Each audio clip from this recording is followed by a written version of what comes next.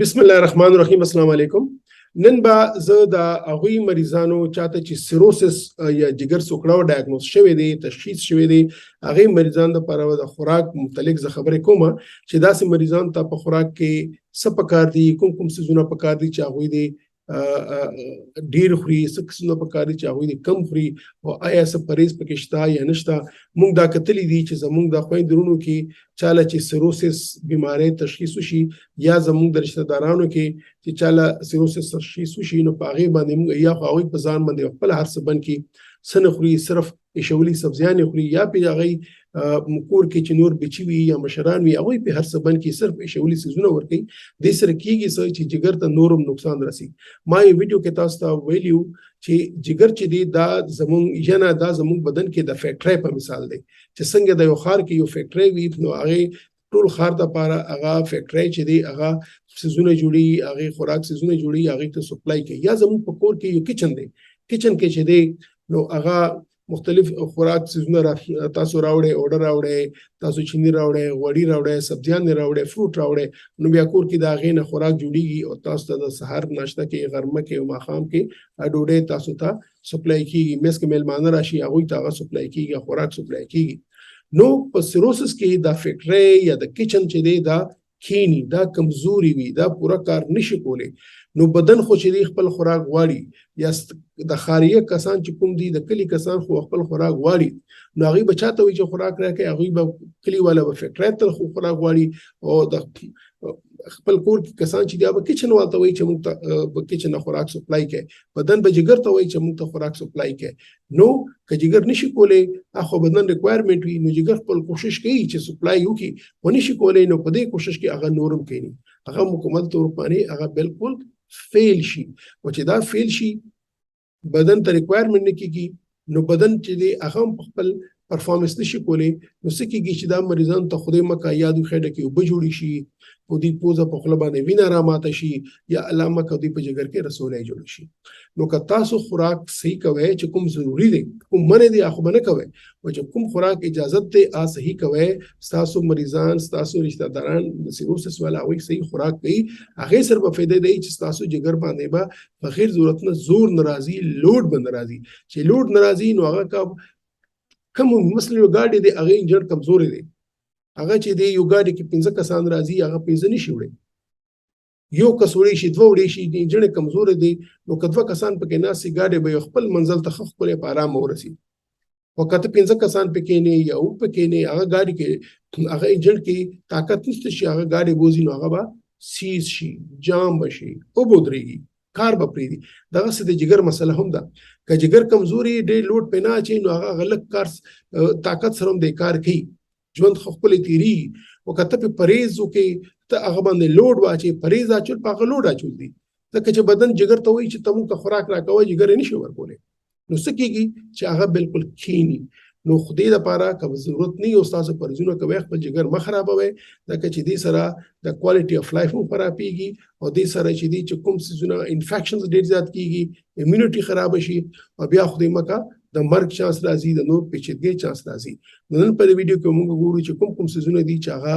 دوی به بالکل نه خوري، او کوم څیزونه دي چې هغوی به کم خوري یا به جی. چې څنګه ما وویل چې نن زموږ د ویډیو ټایټل دی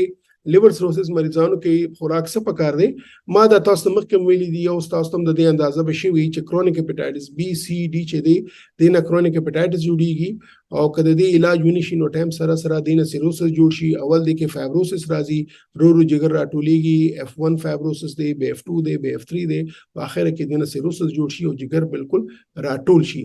نو د سیروسس مریضان یو خدا ګروپ چې هغه کې څه پیچیدګۍ نه وي شوې، هغه سره په ټیسټونو موږ ته پته لګېدلې چې دې جګر کمزوري دی،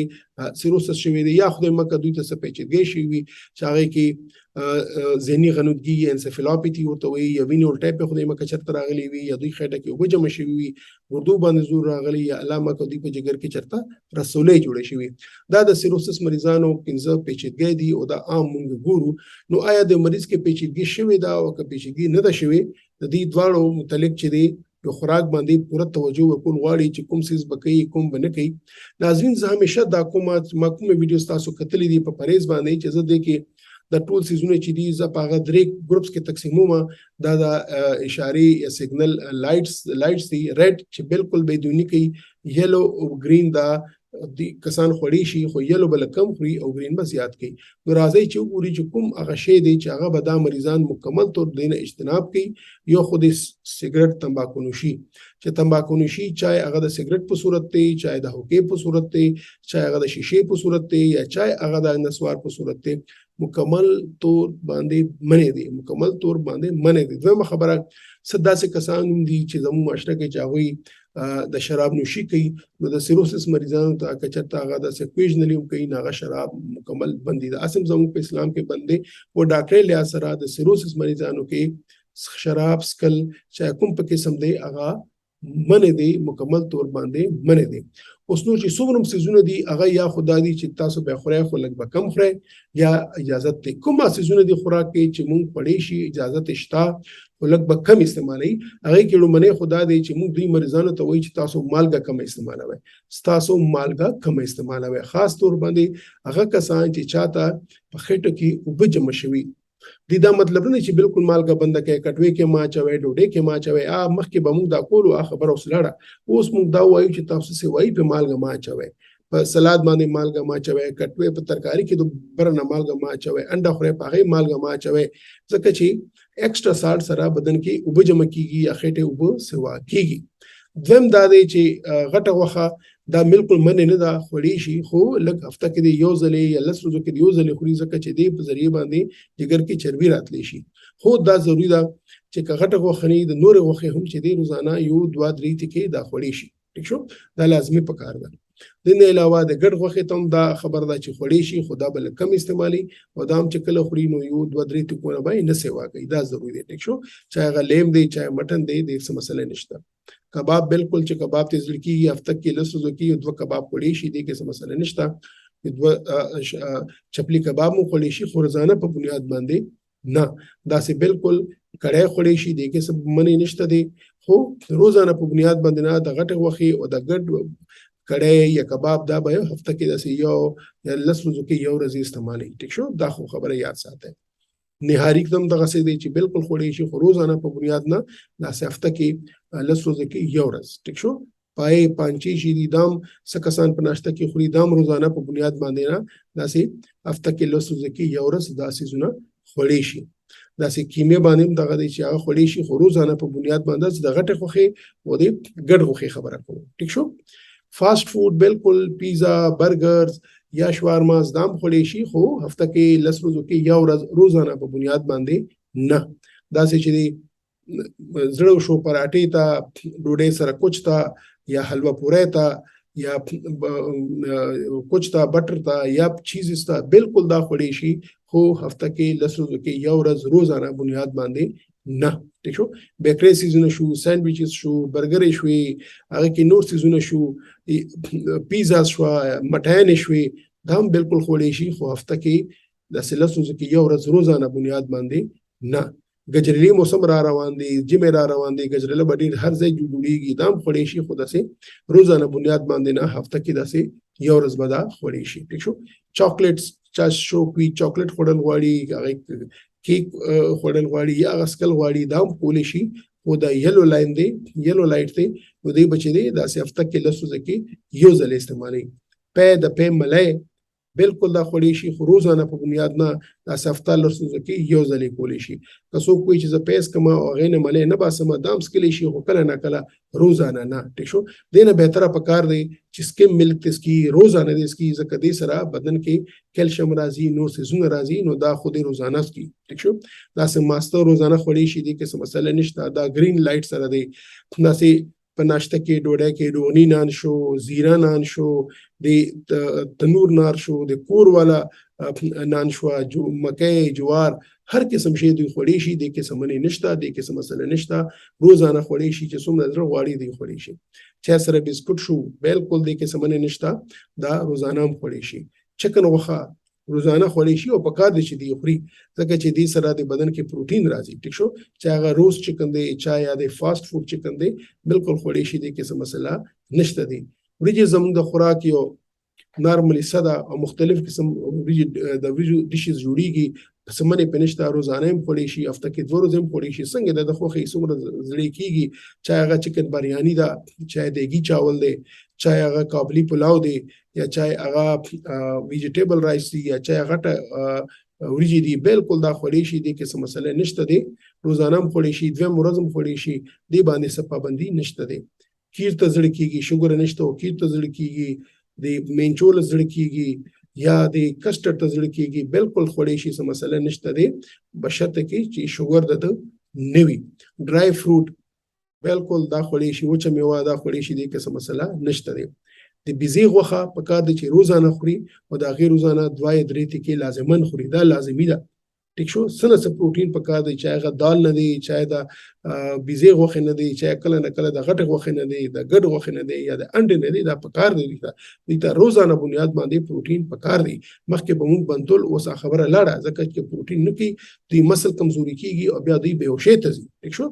وایټ میټ چای هغه د چکن دی چای هغه د فش دی مهي دی بالکل خوړی شي بلکې خوري دی دا دوی لپاره فائدہ ناک دی چای سره سموسې شوي شامي کباب شو دی کوم سمنې نشته دا خوړی شي د لپاره دا فائدہ ناک دی ټیک شو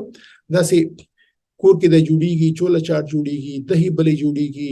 دام پکار دي شو دی کله زړه غواړي دی خوړی شي موږ د ټول سیروسس مریضانو ته وایي چې روزانه 2-3 انډو سپین لازمن خوره سپین لازمن خوره د سره پروتین جوړیږي ټیک شو یا د اغین املیټ جوړوي د سره پروتین جوړیږي او دا ضروری دی دا لازمه ده چې تاسو خپل پروتین روزانه خوره کنه خوره تاسو بدن به کمزوري شي بیا به بهوشي راځي خېټه کې به وبجم شي دا سه لو فیټ ډایټ دوی لپاره بالکل ضروری دی د کوي چې څنګه دوی ځکه جوړیږي ترڅو دوی ځکه راځي آئل استعمال پکار دی چاہے اولیو آئل دی والنٹ آئل دی اوکیډوز آئل دی دا دوی لپاره بهترین دي څکه چې دې سره د دوی امیونټي خکېږي څکه سان دي چې په ناشته کې دا هول ویټ کارن نټس اوټ میل مختلف دا سيزونو خري بالکل خوړی شي د قسم مسله نشته دا دوی لپاره اجازه ده دا سه سبزیانو متعلق څه پرېز نشتار قسم سبزی خوړی شي چاہے هغه ګوبي دی ټماټر دی باتینګړ دی پیاز دی هغه وګدا هر قسم د شی دی خوړی شي هغه سبزی جوړول شي روزانه 2 ټیم خوړی شي سم مسله نشته ورسمات چون کوی چې یو ټیم لازمن سره 2-3 ټکی دا وخت خوري یا د دینه دی سلاد جوړی سم مسله نشته په کار دی دا دی خوري سمره دوی زړکیږي او خپل لوګه دی په دې باندې ختمي چې کې سپریز نشته دي خاص کسان چې دي دا ادرک چای یا د جنجر چای وغیرہ استعمالي دي کوم سپریز نشته بالکل کولی شي کاوی باندې سپریز نشته بالکل کولی شي نور کس هربل ټي وي پاغم سره پریز نشته دي ناظرین چې څنګه ما تاسو په دې ویډیو کې وي چې خدای مکه تاسو ته یا تاسو رشتہ دارانو ته یا تاسو یاران دوستانو ته چاته سیروسس بیماری ډایګنوز شوی هغه تشخیص شوی ناغه کې د غیر ضروری پرهیز نه نقصان کیږي غیر ضروری پرهیز مکوي بلکې چې کوم څه څومره اجازه ته هغه ورکوي ځکه چې دې سره کی څه چې د دوی بدن امیونټي کیږي دوی بدن وبو چې شي دوی جګر طاقت کې راځي خاص طور باندې داسې کسانو ته د سيزونو کده ته ما یو مالګه کم په کار ده او دویم چې دی او ته روزانه پروتین په کار دی چې هغه دال په صورت کې دی چې هغه د غوخه په صورت کې دی غوخه کې وړه غوخه چې دا بيزي غوخه بالکل ټیک تا خو د ګډ او د غټه غوخه هفته کې یو یوزلی یا لسوزه کې یوزلی په کار دی انډې د 2-3 انډو سپین دا لازمي په کار دی روزانه په کار دی چې دوی بدن کې د پروتین کمی راځي چې پروتین بدن کې پروتین کمی نه وي دی امیونټي خې نو دی خپل بیماری سره مقابله کولی شي او داسې کسان به بیا د پیچیدګۍ نه ځان بچ کولی شي امید ده چې نن ویډیو به تاسو ته ان شاء الله دا معلومات شي وي چې دا غیر ضروري پرهیز ولې نقصان دی او په دې کسانو ته د خوراک کې سسونه پکار دي چې دوی د خوري او په کوم طریقه دی خوري ان شاء الله بیا ملاويږي بل ویډیو کې بل په پریزانه په سیریز باندې هغه تر وخت پورې تاسو ته اجازه غواړم خدا حافظ